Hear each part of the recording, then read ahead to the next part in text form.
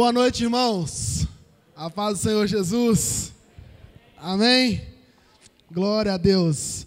É muito bom estar aqui com vocês, é muito bom ter vocês aqui e querer reforçar o agradecimento, que sempre é feito a você que nos visita, a você que está nos dando o privilégio da sua companhia. Saiba que você é a cara da Beta, tá? Você é muito bem-vindo aqui e com certeza, se você quiser e se abrir para o relacionamento, você vai ser bem cuidado, vai ser bem tratado. Então, o pessoal dessa igreja é uma bênção. E hoje, como está na tela aí, eu vou compartilhar aquilo que Deus ministrou no meu coração, tem ministrado. A gente fica muito tempo sem pregar, porque a concorrência aqui é um pouco grande. E quando chega o dia, os dias que se aproximam, passam milhões de coisas na cabeça. Não sei se com o pastor Emerson é assim, mas enquanto nós vamos estudando e vivendo nossa vida cristã, fazendo nosso devocional, aprendendo de Deus, Deus vai ministrando muita coisa. E eu tenho o hábito de anotar, enquanto eu estou estudando, algumas possibilidades de mensagem. Então, quando chega na época, eu fico assim, ai, o que Deus quer que eu fale com a igreja? E nessas semanas passadas, quem está fazendo o curso Avance, nós estamos com o desafio de ler o Novo Testamento esse ano 2 vezes completa e a metade dele mais uma vez, por causa do nosso curso. E dessa semana, ou nessas semanas que se passaram, nós passamos por Filemon.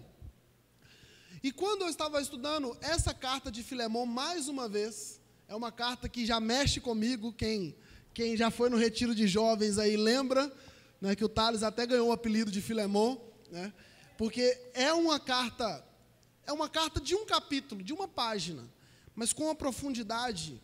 E chega no versículo 7, não precisa abrir sua Bíblia ainda, Paulo está escrevendo para esse jovem, e ele fala o seguinte: olha, Filemon, o seu amor me tem dado muita alegria e consolação, porque você, irmão, tem reanimado o coração dos santos.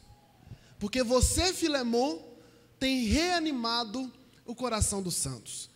E quando eu comecei a ouvir e meditar nesse tema, na mesma hora eu abri as minhas notas e comecei a tomar algumas notas, e eu comecei a pensar que durante a nossa vida ministerial, durante a nossa vida normal, humana, nós temos uns processos normais de crises, de decepções, de dificuldades. Não é normal? Não é normal passar por problema? Não é normal estar triste? Não é normal nos abater em algumas situações? E também não é anormal nós passarmos por momentos de baixa força espiritual, ou momentos de desânimo espiritual.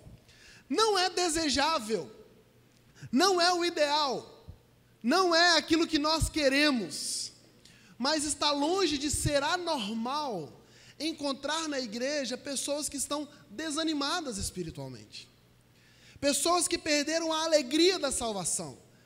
O salmista Davi, ele fala: Senhor, renova em mim a alegria da salvação. Então não é anormal nós passarmos por momentos, por período de desânimo espiritual. Talvez você que está aqui hoje está passando por um período assim. Talvez você não consegue perceber um fervor espiritual. Talvez você não consegue orar como você orava antes. Talvez você não consegue se relacionar com seus irmãos como você se relacionava antes. Talvez você já não tenha mais a mesma paixão de liderar uma célula como você tinha no início. Talvez você não tenha a mesma paixão de falar de Jesus Cristo para as pessoas como você tinha no início. Talvez o seu coração não está com o mesmo ânimo, com o mesmo vigor, com a mesma força, como estava no início da caminhada. Eu me lembro agora de Caleb e Josué. 40 anos depois que eles estavam no deserto, esses 2 senhores tinham aproximadamente 80 anos. E quando Moisés vai passar a missão para eles de entrar na terra prometida, depois de 40 anos peregrinando no deserto, Josué fala que ele tinha a mesma força quando ele saiu do Egito, 40 anos depois. Mas muito provavelmente Josué passou por momentos de altos e baixos, porque eu acredito que essas coisas elas são da vida, elas são da nossa natureza.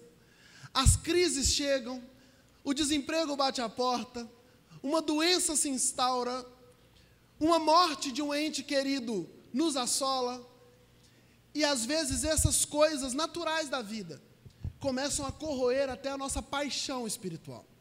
Às vezes a nossa atividade exacerbada pelo cuidado da nossa casa, nosso trabalho, a faculdade, os nossos filhos.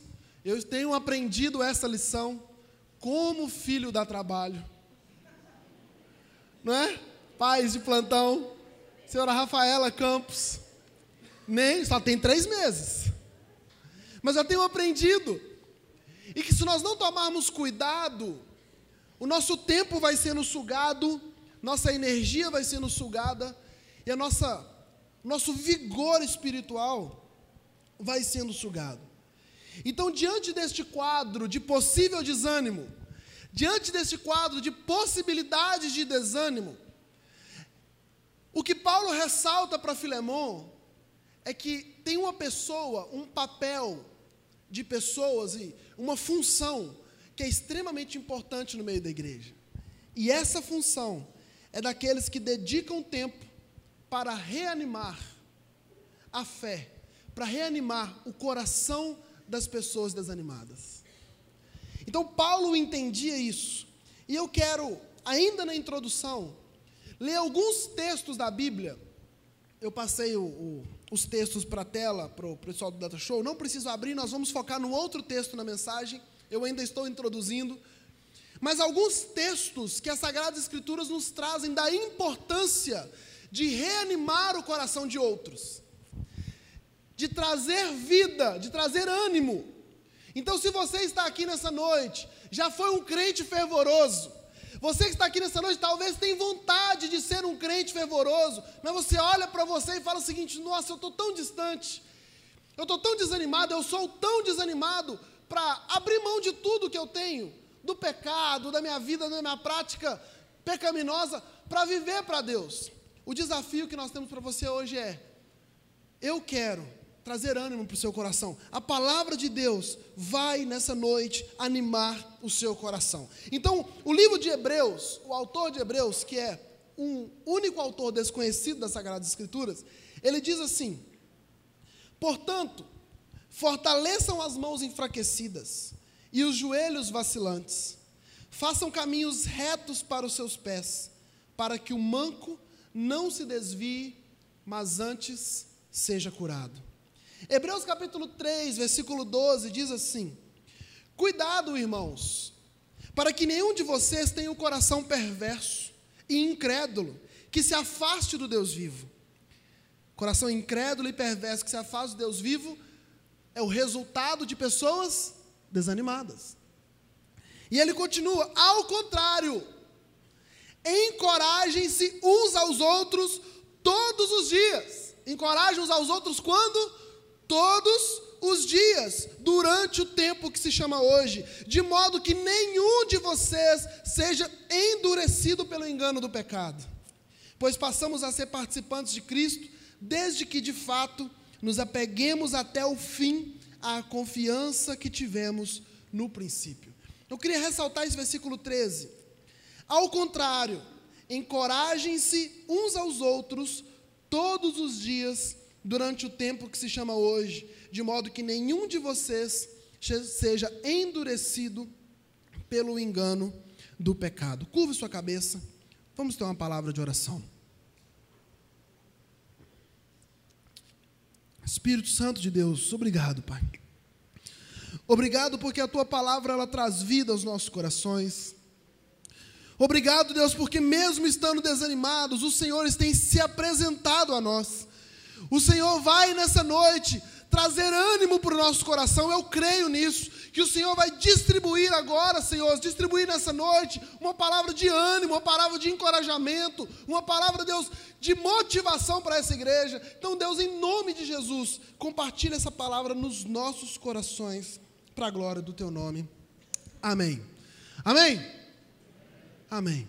Então, eu não sei se é a sua realidade, mas durante algumas vezes se torna a minha realidade. Durante algumas vezes, o desânimo, a falta de aquele fogo no coração, aquela emoção para buscar Deus, aquela emoção para fazer as coisas para o Senhor, aquela paixão de ir aonde tem que ir, do jeito que tem que ir. Tem hora que nós procuramos essa paixão, essa emoção, essa intensidade, esse ânimo, e nós não procuramos, nós não encontramos. Não sei se é assim com você, mas por muitas vezes, eu lembro de uma situação que aconteceu comigo no seminário. Eu estava no meu período de aluno, estudando. Então, a primeira coisa que a gente imagina é que no período de seminário é o ápice da nossa vida espiritual, é o ápice da nossa emoção com Deus. E realmente, durante muitos momentos, era assim. Porém, eu me lembro de uma época, eu acho que já contei isso para vocês, que eu comecei a orar, comecei a fazer meu devocional, comecei a buscar Deus, e parecia que eu estava falando com as paredes. Parecia que nada, parecia que não tinha um Deus me ouvindo, parecia que não tinha um Deus à minha disposição naquele momento. E eu fiquei encabulado. Liguei para o Emídio e falei: pastor, tem misericórdia da minha vida. O que está acontecendo comigo? E naquele momento ele me deu algumas palavras que serviram de ânimo para o meu coração. Eu acho que o Emídio naquele momento foi Filemon na minha vida, né? Ele foi um homem usado para me encorajar. Então talvez você já não tenha força para buscar Deus. Talvez você perdeu a motivação para trabalhar para Deus. Talvez você não consegue orar mais. Talvez aquele caminho de onde você está até o lugar de oração, ele é longe. Talvez você fique cansado. Nossa, eu tenho tanta coisa para fazer, eu estou tão cansado, como que eu vou dobrar os meus joelhos diante de Deus? E aí os dias vão passando e o desânimo vai chegando. Talvez você esteja vivendo inúmeros problemas que têm tomado a sua mente. Então, nosso propósito hoje é reanimar o seu coração. Que você saia daqui nessa noite, você que veio aqui, animado no Senhor, alegre no Senhor, satisfeito. Eu vou te dar alguns motivos para isso. Então, abra sua Bíblia comigo. Nós vamos usar uma pessoa como exemplo. 1 Reis, capítulo 17. 1 Reis, capítulo 17.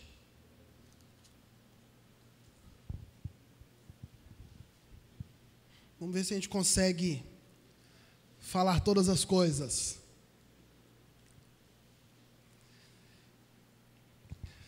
Apenas para introduzir vocês nesse contexto, se você não sabe, o povo de Deus, ele veio de uma linhagem de um homem. Israel teve 12 filhos. Vou tentar ser bem breve. Israel teve 12 filhos. Aqueles 12 filhos se tornaram as 12 tribos de Israel. E aí os primeiros reis de Israel foram Saul, Davi e Salomão.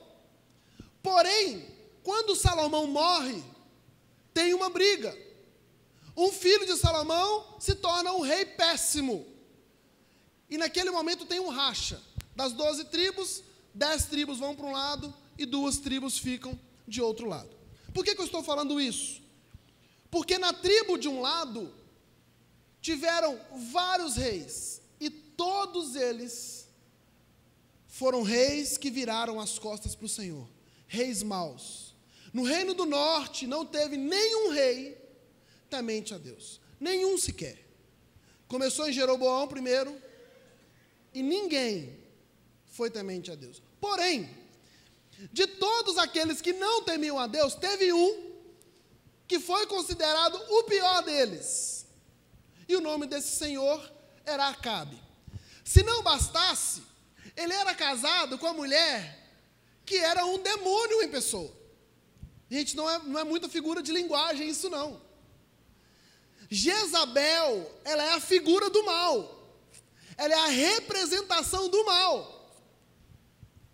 Então, Acabe, o homem mau, casado com uma mulher má, governando o povo de Deus. Então, nesse momento, Deus levanta um homem chamado Elias. Vamos ler esse texto. Deixe aberto sua Bíblia, nós vamos ler até um período, e depois nós vamos lendo na medida que a mensagem for caminhando. Ora, Elias de Tisbe, em Gileade, a partir do versículo 1, tá? 1 Reis 17, a partir do versículo 1.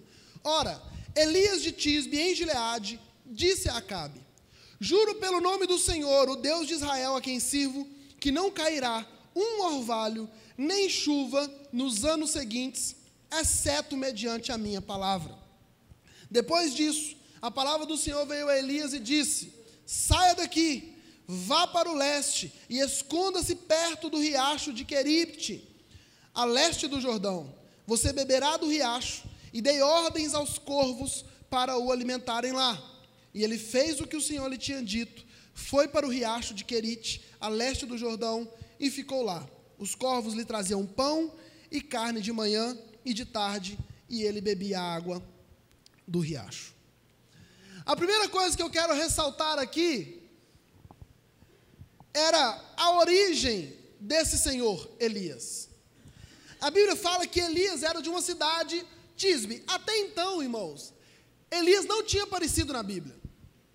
Esse foi o aparecimento dele. Elias de Tisbe vai lá e deu uma mensagem para Acabe. Elias era de uma cidade desconhecida.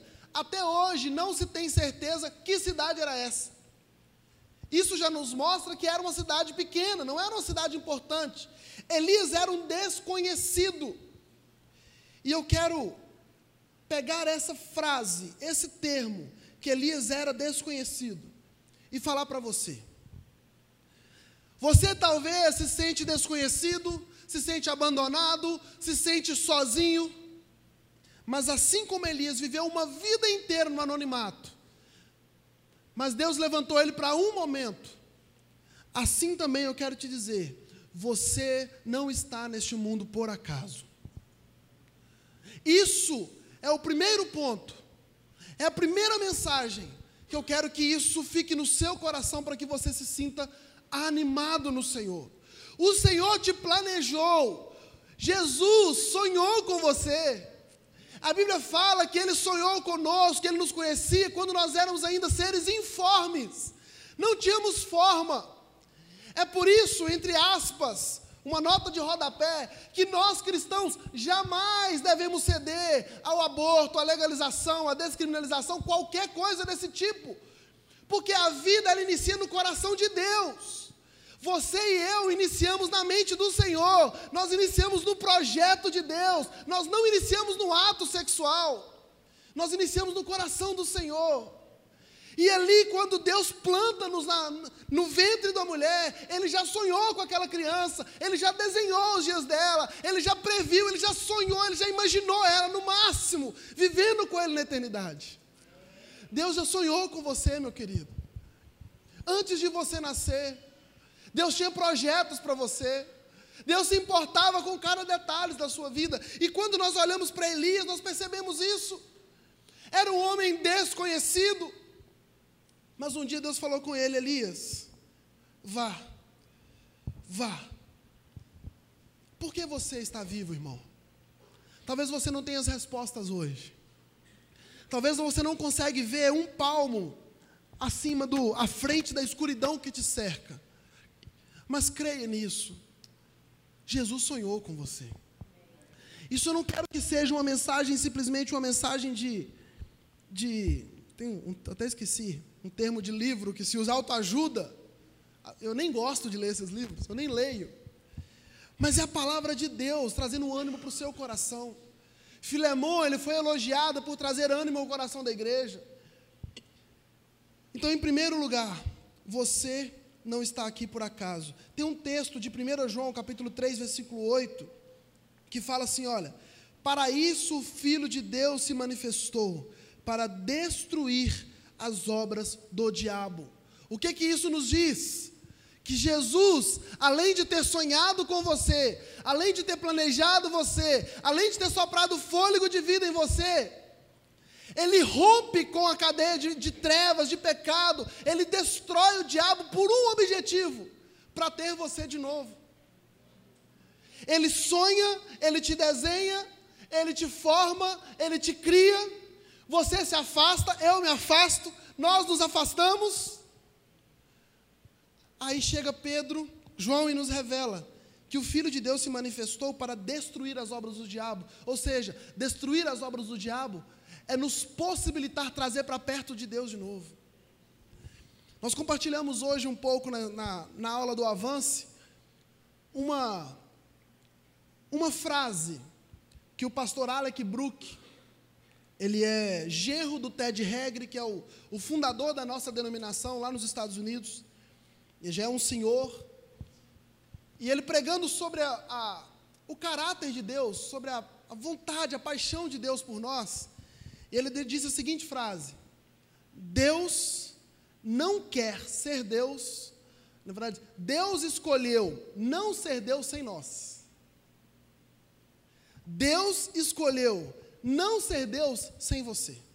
É por isso que Ele te cria, é por isso que Ele rompe com o pecado, é por isso que Ele envia o Filho Jesus para morrer, para pagar o seu pecado, para que você fosse morar com Ele na eternidade, porque Ele não quer viver uma eternidade sem o homem. Você é precioso demais, meu querido. Você é amado demais. O Deus da glória, o eterno Deus, morreu para que você tivesse vida. Então, Elias mostra isso para a gente. Um homem de uma cidade desconhecida é chamada para uma grande missão. E aí, nós chegamos no versículo, ainda no versículo 1, Elias fala para Acabe assim: juro pelo nome do Senhor, o Deus de Israel, a quem sirvo, que não cairá orvalho nem chuva nos anos seguintes, exceto mediante a minha palavra. Durante muito tempo, talvez, eu passei com dúvidas sobre esse texto. Porque nós não acreditamos num determinismo para Deus.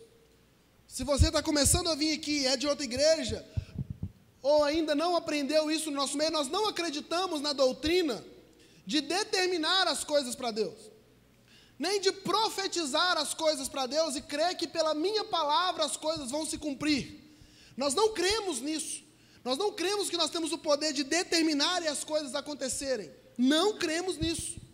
Mas quando chega nesse texto de Elias, parece que dá um nó na cabeça.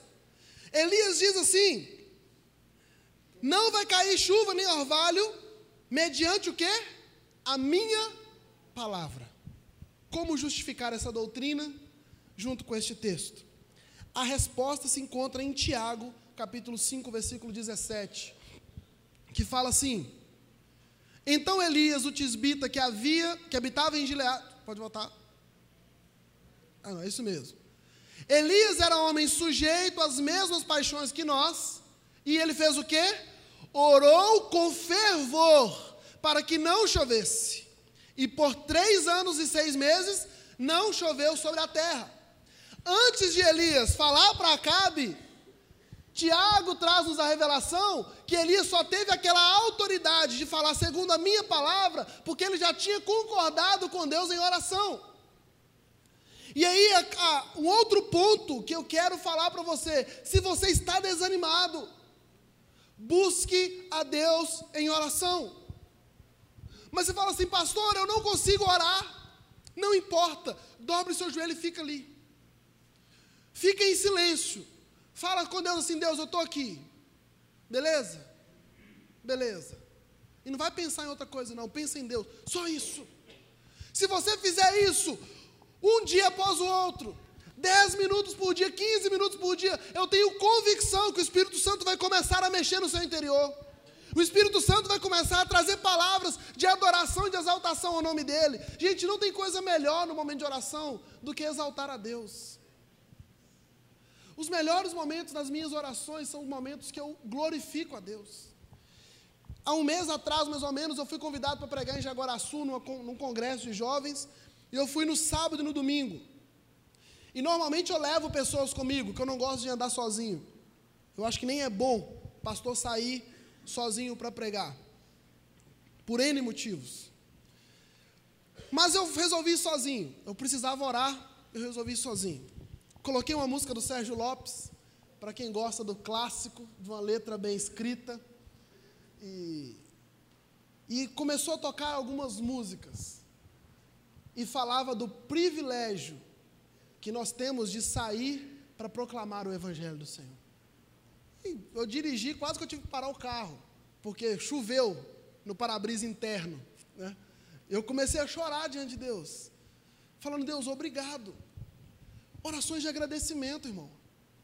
A sua alma, ela vai ser cheia do Senhor, não é só quando você entrar diante de Deus para pedir, mas quando você entrar diante de Deus para reconhecer quem Ele é. Elias orou fervorosamente, e aí, só assim ele conseguiu agir. Tem um texto em Provérbios capítulo 15, versículo 8, que fala que a oração dos justos é o contentamento de Deus. Olha só, o sacrifício dos ímpios é abominável ao Senhor, mas a oração dos retos ou do justo lhe é agradável. Outra versão fala, é o seu contentamento.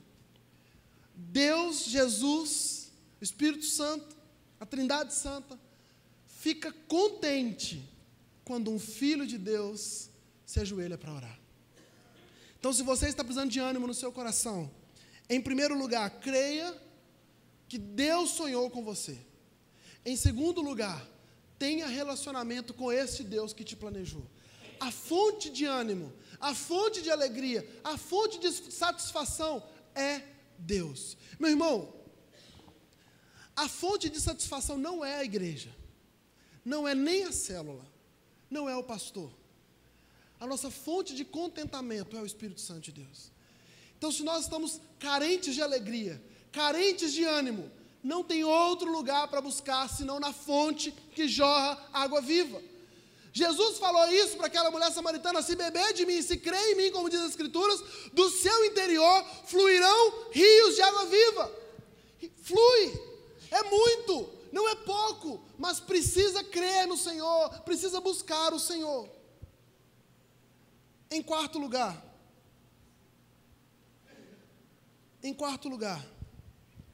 Deus conta com você. Essa é uma das doutrinas difíceis da aceitação humana. Porque às vezes a gente olha para a situação do mundo e vê que Deus atribuiu a nós, homens, seres humanos, a responsabilidade de evangelizar o mundo. Eu não sei com vocês, mas de vez em quando dá um nó. Será que não tinha uma estratégia melhor? Não é? Será que Deus não tinha alguém melhor que a raça humana para ser boca dele? Para ser porta-voz da mensagem dele? Será que não tem uma legião de anjos do céu que, se fossem enviados para a terra como evangelistas, evangelizariam 24 horas por dia sem cessar? Será que Deus não tinha uma outra estratégia? Assim como Deus escolheu não ser Deus sem nós, Ele escolheu não evangelizar sem nós. Ele escolheu não se fazer conhecido sem nós. Deus fez coisas e escolheu viver junto conosco, caminhar junto conosco. É um pai junto com uma criança. Talvez você pode pensar assim, mas por que minha mãe resolveu ensinar a filha a lavar vasilha, sabendo que o risco de quebrar o prato era enorme? Porque a mãe não quis fazer sem o filho. Não é? Sabia que ia dar errado, sabia que o risco ia ser grande, mas não quis fazer sem, pelo simples fato da companhia, pelo simples fato de quem Deus é, do amor que Ele tem por você. Então Deus conta com você. Deus usa um desconhecido para dar uma profecia para o pior homem da história, ou um dos piores homens da história, o rei Acabe. E aí a Andiara leu um texto aqui hoje, que está no meu esboço, 1 Pedro 2,9. Fala assim: vocês, porém, são geração eleita, sacerdócio real, nação santa, povo exclusivo de Deus, ou povo adquirido de Deus,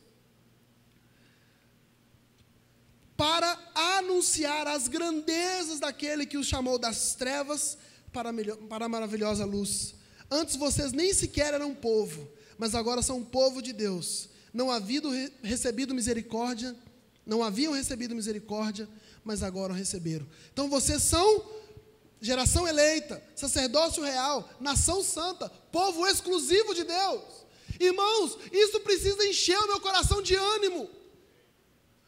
Quais motivos, além desses que eu já apresentei, e tem mais, eu preciso para me animar no Senhor? Será que eu preciso de tapinha nas costas todos os dias? É bom, é lógico que é bom. Uma palavra de motivação é boa. Vai, meu irmão, Deus está contigo, é ótimo. Mas eu preciso encontrar as minhas forças e a minha suficiência no Senhor. Eu preciso encontrar a satisfação plena em Deus, em quem Ele é. E saber que Deus, mesmo com a minha limitação, Deus conta comigo. Vocês não sabem, muito provavelmente, a sensação de limitação que nós temos quando pegamos esse microfone para comunicar a verdade do Evangelho.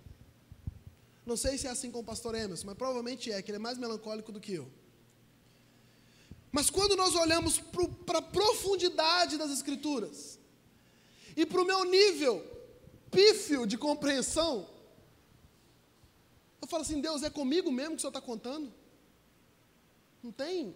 Deixa o Emílio pregar, né? Deixa outro, envia outro, Senhor. Moisés disse isso, Senhor, eu não sei falar direito, eu sou gago.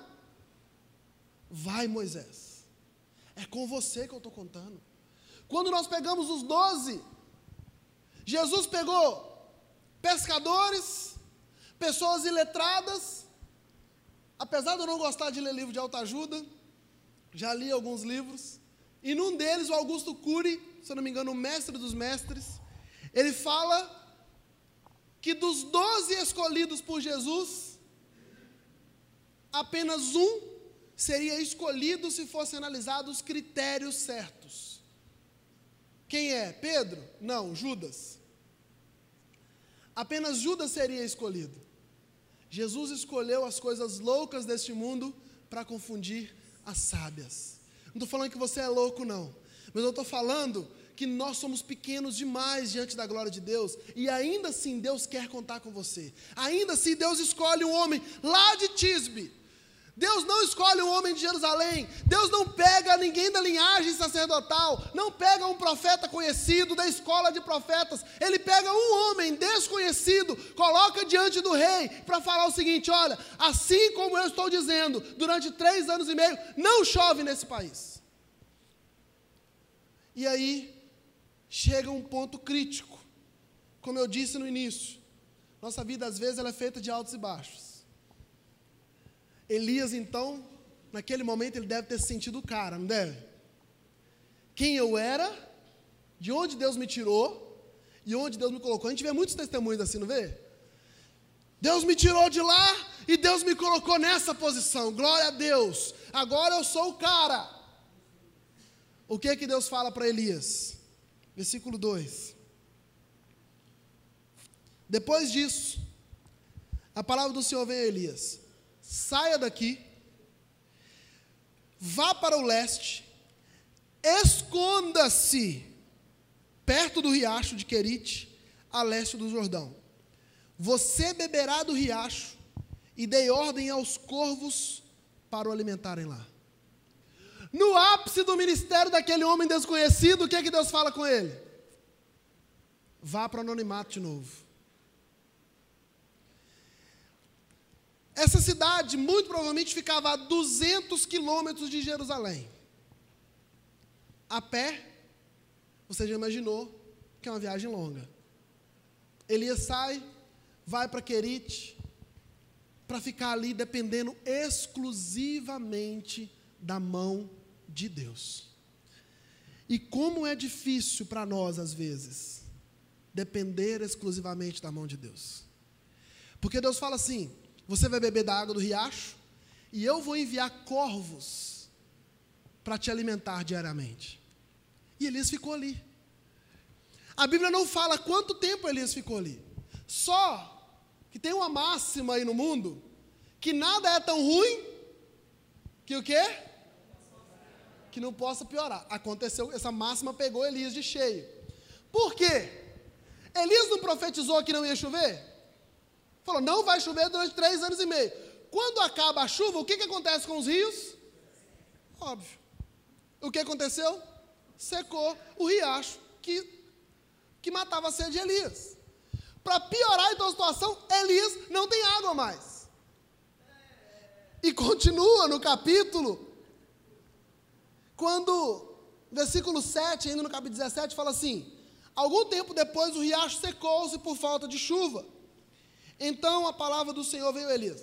De novo, gente, nada é tão ruim na máxima do mundo, né? Aqui é projeto de Deus, aqui é plano de Deus. Aqui não está piorando para Elias, não. Está melhorando para Elias. Eu vou mostrar para vocês por quê. Está ruim. Está do lado do rio, talvez já estava acostumado. Provavelmente, talvez, 1 ano que Elias estava ali. Tomando do rio, o corvo trazia comida. A gente acostuma, né? Até com as coisas ruins a gente acostuma. Está lá Elias, provavelmente debaixo de uma sombra, descansando, buscando Deus. A água acaba. Aí Deus fala para ele, versículo 7. Algum tempo depois o riacho secou, por falta de chuva, então a palavra do Senhor veio a Elias. Vá imediatamente para a cidade de Sarepta de Sidom e fique por lá. Eu imagino que talvez Elias possa ter pensado assim, agora chegou minha hora de novo. Assim como Deus me tirou de Tisbe, agora Ele está me mandando para Sarepta. Vou andar mais uns 200 quilômetros aí com sede, mas vou voltar para o ministério.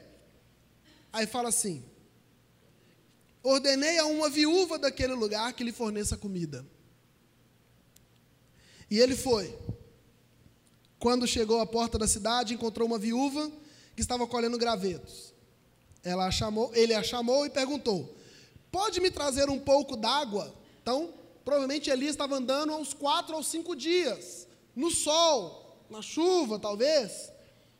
Pode me trazer um pouco d'água numa jarra para eu beber? Enquanto ela ia buscar água, ele gritou, por favor, traga-me também um pedaço de pão. Mas ela respondeu, juro pelo nome do Senhor, o teu Deus, que não tenho nenhum pedaço de pão. Só um punhado de farinha num jarro e um pouco de azeite numa botija. Estou colhendo uns 2 gravetos para levar para casa e preparar uma refeição para mim e para o meu filho, para que comamos e depois morramos. Olha quem Deus levantou para sustentar de comida Elias. Deus é engraçado. Só pode ser o senso de humor. Só pode ser. Eu imagino talvez Deus rachando os bicos, Deus rindo. Porque Elias chega lá, morrendo de sede, encontra a viúva, ele encontrou, falou, opa, Deus está nesse negócio.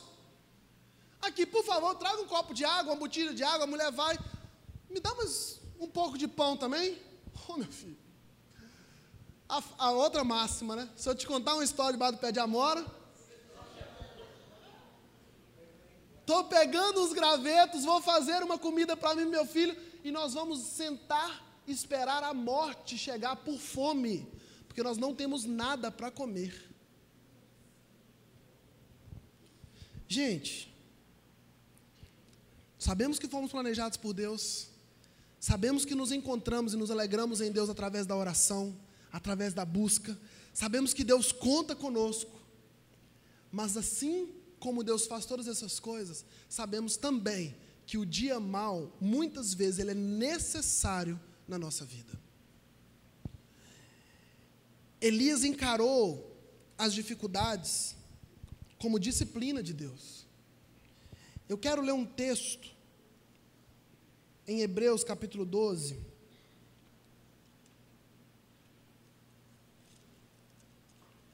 Hebreus capítulo 12, do 5 ao 13, vai nos trazer uma luz sobre a disciplina em meio à dificuldade. Encare isso, meu irmão. No meio da dificuldade, você precisa encontrar ânimo, sabe por quê? Porque é Deus te disciplinando, é Deus querendo fazer você melhor, é Deus querendo forjar o caráter dele em você. E muitas vezes, sem dificuldade, você não seria forjado. Isso não sou eu que estou dizendo, é o escritor de Hebreus. Hebreus capítulo 12, do 5 em diante, fala o seguinte: vocês se esqueceram da palavra de ânimo que lhe dirige como filhos? Como filhos. Meu filho, não despreze a disciplina do Senhor, nem se magoe com sua repreensão. Pois o Senhor disciplina quem? Quem Ele ama. E castiga a todo a quem aceita como filho. Suporte as dificuldades, recebendo-as como disciplina. Deus os trata como filho. Ora, qual pai, qual filho que não é disciplinado pelo seu pai? E nós não vamos ler tudo por falta de tempo, mas o escritor ele vai falar que se nós somos disciplinados, é porque nós somos filhos de Deus. O risco que nós temos é de não ser disciplinados. Se nós não somos disciplinados, se nós não passamos por um momento onde Deus nos ensina lições, aí sim nós temos que ficar com a pulga atrás da orelha, porque o filho é disciplinado. E Elias, ele passa por essa situação. Elias estava sendo disciplinado por Deus naquele momento. Gente, um homem que sai do anonimato, chega a ponto de começar o ministério no palácio real. Começou por cima. Deus fala com ele: agora você vai andar 200 quilômetros no sol, fica quietinho lá, sendo sustentado por corvo e bebendo água. A água acaba. Sai agora, vai atrás de uma senhora. Ele já tem imaginado, agora eu vou achar a mulher da nota. Vou ficar numa casa confortável com o pandu cheio. Chega a mulher e fala assim: eu só tenho mais uma refeição. Elias encarou o problema como uma lição para ele e se reanimou nisso. Hernandes Dias Lopes, ele fala sobre esse texto, ele fala o seguinte: precisamos aprender a depender mais do provedor do que da provisão. Nós nos acostumamos a depender da provisão, irmãos. Eu tenho um emprego, eu estou confortável, eu tenho um carro, eu estou dependendo da provisão. Não tem problema em depender da provisão, mas eu preciso depender mais do provedor, porque o dia que a provisão acabar, eu tenho que crer que mesmo que seja necessário que Deus envie corvos na minha janela para levar o pão de cada dia, Ele vai enviar, porque Ele prometeu a nós que não nos faltaria o pão de cada dia nos dá hoje. Precisamos aprender a depender mais do provedor do que da provisão. Então, quando sua fonte seca, Deus sabe onde você está. E eu coloquei um outro ponto. Deus humilha os seus servos para eliminar deles todo o orgulho. Deus humilha os seus servos para eliminar deles todo o orgulho. Talvez você está falando assim: mas pastor, onde que isso vai animar meu coração? Vai animar seu coração para você saber que a prova, o problema, a dificuldade que você está passando, muitas vezes é propósito de Deus para você. É Deus querendo te melhorar. É Deus querendo te aperfeiçoar. É Deus querendo usar a sua vida em benefício de outros. Talvez está difícil, irmão. Talvez você não consiga conter lágrimas quando fala sobre o seu problema, sobre a sua situação, ou até mesmo sobre a sua escassez espiritual. Busque a Deus. E aí, nós cremos que quando Deus direciona a nossa vida, o milagre acontece. Finalizando a história, esse trecho da história de Elias, nós continuamos com a máxima: tudo que é ruim pode piorar. Ali, na ótica de Deus, tudo que é bom pode melhorar. Deus estava humilhando o seu servo, porque Deus tinha coisas grandes demais para Elias e não cabia orgulho no coração dele. Irmãos, Elias lá na frente, ele pega todos os profetas de Baal e expõe eles a uma vergonha tremenda. Mas por isso o processo de trabalhar, de humilhação de Elias era grande. E aí, se estava ruim ter que depender de uma viúva que não tinha nada para comer, Elias creu, falou com a viúva creu na voz do profeta, a viúva fez comida, serviu primeiro Elias, se fosse a gente a fazer isso, irmãos? O que é que nos ensina? Muitas vezes eu tendo quase nada, eu preciso ainda dar. Ninguém tem tanto que não possa receber, e ninguém tem tão pouco que não possa doar, que não possa abençoar. A mulher só tinha uma refeição para ela e para o filho. O que é que ela fez? Ela doou para o profeta.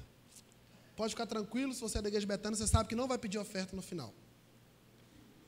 Não vamos falar assim, agora então, não importa a crise que você esteja, traga suas ofertas ao altar. Não é isso que eu estou querendo dizer. Mas a generosidade precisa estar no nosso coração, mesmo quando nós temos quase nada. Essa mulher foi lá, preparou o último cozidinho. Provavelmente, porque a Bíblia fala que ela depois comeu mais o filho. Ela separou uma parte para o profeta, serviu ele primeiro. Gente, pensa. Era a última gota de comida que tinha naquela casa. Ela deu. E aí a Bíblia fala que o milagre acontece. A mulher não viu comida brotando em casa. Mas assim como na multiplicação dos pães, a Bíblia fala que ela ia buscando azeite, ela ia pegando azeite, e todo dia que ela chegava tinha. Todo dia que ela chegava tinha. E talvez você está experimentando isso aqui nessa noite. Talvez você não tenha nada, você não tem uma fonte de renda, talvez você está vivendo uma crise, talvez você não tenha onde tirar, mas todo dia que você vai com a colherzinha, que você vai com a botija, ela está cheia. Deus está te sustentando. Irmãos, Deus sustenta os santos. Nós precisamos reanimar o nosso coração em Deus, porque Deus cuida dos seus. Mateus 6 fala, olha, por que vocês estão ansiosos? Olha para as árvores, olha para os pássaros. Eu não visto eles com as melhores roupas. Eu não alimento eles com as melhores comidas. Por que vocês estão ansiosos? Então, Elias provavelmente falou assim, agora já tem comida de novo e tem água. Será que dá para piorar? Dá. O filho da viúva morre. E a miserável da viúva atribui a culpa a Elias. Vamos pensar por que eu falei miserável. Se Elias não tivesse naquela casa, o que já tinha acontecido com o filho dela? Os dois já tinham morrido. Eles já tinham ganhado um monte de prazo. Eles tinham ganhado hora extra para viver. Aí o filho dela adoece e morre. E ela fala, olha, você, Elias, se você não tivesse vindo aqui, ela esqueceu da bênção. Irmãos, nós somos assim muitas vezes. No tempo que o azeite está jorrando, glória a Deus, aleluia. O milagre está acontecendo. Mas vem um outro momento de prova, a gente esquece do milagre que Deus fez lá atrás. O Deus que fez lá atrás é o Deus que faz hoje, é o Deus que vai fazer no futuro. Ele é o Deus que cuida, Ele é o Deus que faz. Então, se Ele fez lá atrás, eu preciso descansar. A mulher viu Deus fazendo o milagre. E depois falou que o profeta era culpado. O filho da viúva morre. E a gente aprende que o Deus que faz milagre também permite tragédias. O Deus que faz milagre permite tragédias. Mas muitas vezes, Ele quer ser glorificado nisso. Na verdade, todas as vezes. Nem que seja com aquele suspiro da alma, de falar, Senhor, não era o que eu queria, mas louvado seja o nome do Senhor. Nós passamos essa semana o falecimento da irmã do Edilson, né? Uma irmã que, quem foi no velório, viu como ela era amada. Pessoas rasgando elogios, muito nas redes sociais. Era essa a resposta que a família queria? É claro que não. Mas ainda assim Deus quer ser louvado. Ainda assim Deus quer ser adorado. Quando aquele gemido da alma fala, Senhor, o Senhor tem o controle. O Senhor é Deus. Eu te amo do mesmo jeito. Meu tempo está acabando. Poderia contar algumas histórias minhas aqui. Mas o Deus que faz milagres também permite tragédias. E aí naquele momento acontece uma situação inédita. O filho da mulher morre, a mulher vai brigar com Elias. O que Elias poderia ter feito? Ô dona, cá para nós. Já era para a senhora, o seu filho está morto. Eu vim aqui, trouxe prosperidade, trouxe bênção, estamos comendo todo dia. Então, vou fazer o seguinte, eu vou embora, vou deixar você e seu filho morrer, eu vou embora, a botija vai secar. O que Elias fez? Elias sobe no quarto onde o menino estava morto. Nunca havia acontecido uma ressurreição na história. Elias deita em cima daquele menino, começa a orar por ele, e aquele menino ressuscita. Irmãos, Deus, ele tem um modus operandi, ele tem uma forma de agir. Se você viu Deus cuidando de você, calma, Ele vai continuar cuidando, Ele vai continuar fazendo. Se você está vivendo um baixo momento na sua vida espiritual, busque Deus, Ele vai te encher, Ele quer te encher. É Ele quem quer, é Ele quem propõe o relacionamento, é Deus quem se propõe relacionar conosco, é Deus que quer o nosso bem, muito mais do que nós mesmos. Então busque Deus com sinceridade, creia em milagres, creia que Deus pode fazer de você aquilo que você nunca imaginava, creia que Deus pode te usar para ganhar pessoas que você nunca imaginava. Creia que Deus pode usar a sua célula, que talvez hoje não está num bom momento, está num momento de baixa emocional, mas Deus pode usar vocês para ganhar vidas e transformar pessoas. Deus não olha tempo, Deus não olha condições, Deus é Deus, Ele faz do jeito dEle, no tempo dEle, quando Ele quiser, do jeito que Ele quiser. O que nós vamos é crer. Elias creu, deitou em cima daquele menino, e eu imagino o clamor no coração de Elias. Se ele orou fervorosamente para que a chuva não caísse, imagina para que aquela vida fosse restaurada. Ele deita em cima daquele menino, e aquele menino tem a vida de volta. E eu quero finalizar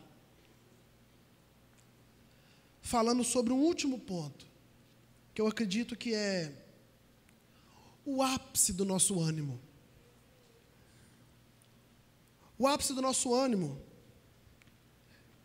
no final de tudo isso, quando nós pegamos o texto de 2 Reis, na verdade o texto de 1 Reis, capítulo 17, que nós lemos. O texto de 1 Reis, capítulo 17, o Senhor, na verdade o capítulo 18, fala assim: depois de um longo tempo, no 3º ano da seca, a palavra do Senhor veio a Elias: vá apresentar-se a Acabe, pois enviarei chuva sobre a terra. Passaram-se 3 anos, 3 longos anos na vida de Elias.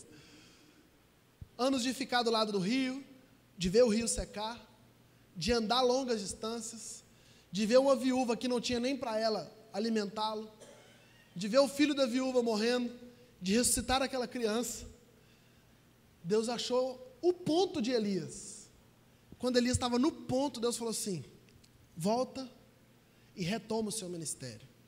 Elias volta para Acabe e fala o seguinte: Acabe, prepara que a chuva vai cair. Nós poderíamos continuar a história, mas nós vamos parar aqui meditando em uma coisa: perseverança. No meio do caminho, Elias teve várias oportunidades de desistir. Elias teve várias oportunidades de falar o seguinte: o quê? Eu vou chutar esse negócio para longe. Ser sustentado por viúva que não tem nada para comer, ser sustentado por corvo, isso é uma humilhação. Você me tirou da minha terra, eu tinha conforto, eu tinha uma casa, eu tinha uma família, eu tinha amigos, agora eu estou aqui sozinho, eu vou embora. Elias perseverou até o final. Elias foi firme, e 3 anos depois, Deus fala com ele: volta lá para Acabe e fala: prepara que a chuva vem. E eu quero aplicar isso, não é sobre isso que o texto está falando, mas eu quero aplicar isso, que se existe algo que deve encher o nosso coração de ânimo, é a esperança da vida eterna. Enquanto nós estamos no mundo, nós vamos sofrer aflições, tribulações, ânimo, desânimo. Muita coisa é da humanidade, muita coisa é culpa nossa. Só uma aspas: A Bíblia fala que todas as coisas cooperam para o bem daqueles que amam a Deus. Até coisas que são nossa culpa, consequências dos nossos erros, dos nossos pecados, das nossas ingerências, Deus usa para o nosso bem. Mas existem situações que nós nos colocamos. Só quero que fique claro isso. Nem tudo foi Deus que te colocou. Alguma coisa foi você com suas próprias mãos que cavou o seu buraco. Mas ainda assim, Deus quer pegar essa situação, tratar no seu caráter, te moldar e te levar segundo a vontade dEle. Então, se tem algo que deve encher o seu coração, que deve encher o meu coração, é a esperança de vida eterna. É a expectativa de estar com o Senhor Jesus. Irmãos, nossa vida aqui ela é curtíssima. Um dia nós vamos encontrar com o Senhor. Um dia nós vamos estar na glória ao lado dEle. Onde não tem choro, não tem ranger de dente, não tem ansiedade, não tem seca, não tem problema. E eu quero finalizar essa mensagem lendo algumas palavras, alguns versículos que eu separei no meu devocional. Todos os versículos que nós lemos aqui hoje foram versículos que eu fui separando no meu devocional, porque Deus foi trabalhando esse tema comigo, reanimando o coração. E aí tem hora que parece que Deus coloca uma lente no nosso olho, você enxerga o texto, você só enxerga uma coisa. Não sei se vocês percebem isso às vezes. Às vezes eu estou trabalhando uma situação, você começa a ler a Bíblia, tudo que você vai lendo parece que é aquilo que Deus está falando. Nossa, mas eu nunca enxerguei isso. E esses textos que eu vou ler agora, eu quero finalizar. Não vou aplicar, não vou falar sobre eles, não vamos conversar sobre eles. Apenas ler. E eu quero que lendo esse texto, essa palavra viva entre no seu coração e te dê uma esperança de que um dia você vai morar com o Pai e que você pode viver tranquilo aqui na terra. Vai passar. Começamos em Hebreus capítulo 10. A partir do versículo 32 diz assim: lembrem-se dos primeiros dias, depois que vocês foram iluminados, quando suportaram muita luta e muito sofrimento. Algumas vezes vocês foram expostos a insultos e tribulações. Em outras ocasiões, fizeram-se solidários com os que assim foram tratados. Vocês se compadeceram dos que estavam na prisão e aceitaram alegremente o confisco dos próprios bens, pois sabiam que possuíam bens superiores e permanentes. Por isso, não abram mão da confiança que vocês têm. Ela será ricamente recompensada. Vocês precisam perseverar, de modo que quando tiverem feito a vontade de Deus, recebam o que Ele prometeu. Pois em breve, muito em breve, aquele que vem virá e não demorará. Mas o meu justo viverá pela fé, e se retroceder, não me agradarei dele. Nós, porém, não somos dos que retrocedem e são destruídos, mas dos que creem e são salvos. Tiago 5,8 fala assim: sejam também pacientes e fortaleçam o coração, pois a vinda do Senhor está próxima. Tiago 1, versículo 12: feliz é o homem que persevera na provação, porque depois de aprovado, receberá a coroa da vida que Deus prometeu aos que os amam. 1 Pedro 3-8 diz assim: bendito seja Deus e Pai de nosso Senhor Jesus Cristo, conforme sua grande misericórdia. Ele nos regenerou para uma esperança viva por meio da ressurreição de Jesus Cristo dentre os mortos, para uma herança que jamais poderá perecer, macular-se ou perder o seu valor. Herança guardada onde?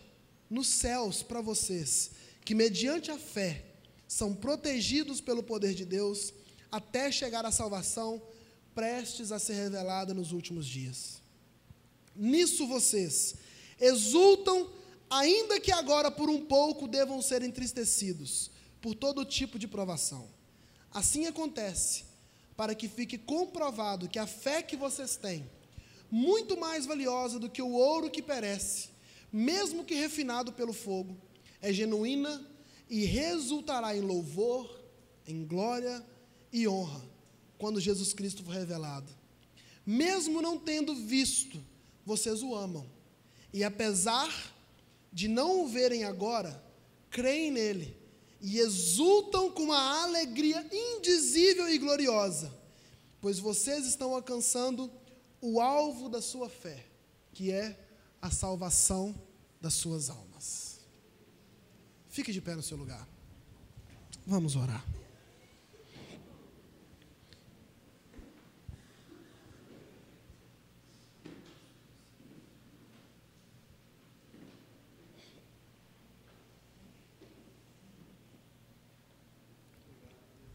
Eu espero que você saia daqui hoje com o coração renovado no Senhor,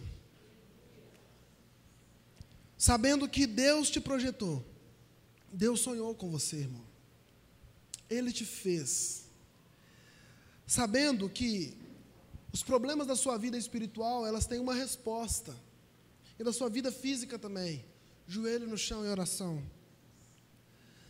sabendo que Deus conta com você, independente do seu nível de escolaridade, da sua condição, Deus quer te usar. Sabendo que as dificuldades da sua vida devem ser encaradas como disciplina de Deus. E por último, sabendo que, ademais de todas essas coisas, um dia o Senhor Jesus vai voltar para nos buscar. Nesse dia, nós vamos encontrar com o nosso Salvador, viver com Ele na glória eternamente, pelos séculos dos séculos. E nós vamos olhar para o nosso passado aqui na terra e falar, por que nós tivemos tanta dificuldade de perseverar?